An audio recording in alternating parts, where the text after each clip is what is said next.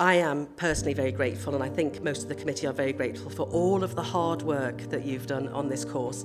It's one thing maintaining an area this size and maintaining it, but when you're not able to play golf on the area you're maintaining, that is cruel. We often look for proof of concept when discussing ideas as councillors, and I really feel that the stewardship under the local community, as well as the one potential bidder, has been exemplary, and that is the kind of reassurance that I was looking for. And if you can't see the proof of concept there, then yes. We've talked about looking for football pitches. There are loads of football pitches which are being left unused on a Saturday, which are able to be used. What I do say is biodiversity net gain does not go exclusively against golf courses. There are plenty of golf courses that do have a very good biodiversity net gain. So as far as I'm concerned, what I'm looking in front of us, I understand what the officers' concerns are, I totally understand what they're saying, but I think there is an opportunity to, one, keep the golf course going, and two, actually have that biodiversity gain. So I don't support the officers' recommendation. Thank you, Chair. I mean, obviously the local plan's really important to us. It's important to the golf club as well. They've got a solid plan on biodiversity and they've got the means to deliver it. So would officers be prepared to negotiate heads of terms with the club that also support the local plan? They don't have to be contradictory. I can only say we will look at it in the most objective way we can, and hopefully, you know, as a group, come to the best decision we can do for the whole of the community. Thanks, Chair. Colleagues have mentioned that there might be alternatives that they're aware of. I certainly know in Prenton they're already talking to the FA about another potential pitch, and there's many others that we could mention. So I just suppose, when do you anticipate that playing pitch strategy to be updated, and maybe even members contributing to helping you identify that supply? Thank you, Chair. This is democracy that we're faced with here, and this room here is our democracy. Those are our residents from Wirral as a whole, and they are speaking loud and clear tonight. And we're not always going to agree with the officer recommendations, it must be said. And I hope you all hear tonight that we are all listening, we have read the reports, we have done a lot of work in the background in order to consider this. But I think you've been thrown a curveball, really, I would say, that the community group here. You've been giving exemplary stewardship to the course. It's incredibly well maintained. You've been great custodians of the land. So we thank you from the bottom of our hearts for the work that you've all been doing to support this. I have had, as I'm sure we all have, many emails on this, and I could quote so many pieces that people have said. One person said to me that you're there to grow the game of golf for the next generation, that you're there to support grassroots golf. And we've heard your voices, so I want to make sure that that is said.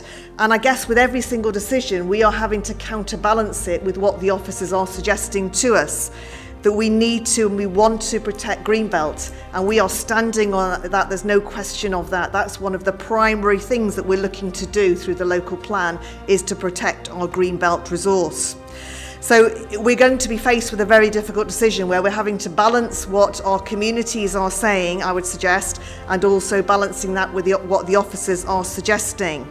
And certainly from my personal perspective, yes, we have to look after the Greenbelt, and yes, we want to do so. And I think we need to push it back onto the developers to ensure that they find the sites in accordance with what they're developing in places like Birkenhead, and that has to be part of what is suggested as the development process, rather than necessarily taking the land that is a golf course to all intents and purposes. So we sit here, I sit here very much with a democratic heart, and I don't always agree with the officer recommendations. Thank you. The environmental implications would be when it comes to football pitches, materials used, how they could attract pollinators, like perhaps the roughs in the golf areas could, and also the drainage. Has a feasibility study been done yet? I've been to the site as well, and the car parking doesn't look brilliant. Last time I played football, there were 22 of us plus spectators, so we're bringing more traffic in an area that simply doesn't look ready for it. So it just has got me asking whether we're trying to stuff a big square peg into a round hole when it comes to the football pitches. And finally, does the council have the money to build these pitches? I haven't seen where that comes from in terms of the budget. Thank you. So what I don't understand is that you are replacing a golf course that has a membership, that has a passionate following, with some pitches, the strategy for which we're still thinking about but needs to be looked into in some detail, and the risk of that, which we haven't quantified as yet. The biodiversity element of the argument, I don't think holds true, because any golf course, I know my golf course, Caldy and Royal Liverpool, all have biodiversity, and it's very well done on all golf courses. 115 acres, they will have loads of biodiversity. We've heard somebody talk about that, who's a biologist. So I think that doesn't hold. I think golf is really important for people. As a practicing GP, I can recommend it to anyone. It's good for your health and mental health, and we can't take that away. So pitches we need, but perhaps we need them somewhere else. But we need to save this golf course because it's a lovely course and it's a part of the community that uses it regularly and are very proud of it. And as elected members who passionately believe in the green belt, we believe that we need to save this golf course. Thank you. I think the sense in the room is, as elected members, we would really like to transfer this golf course to one of two interested parties.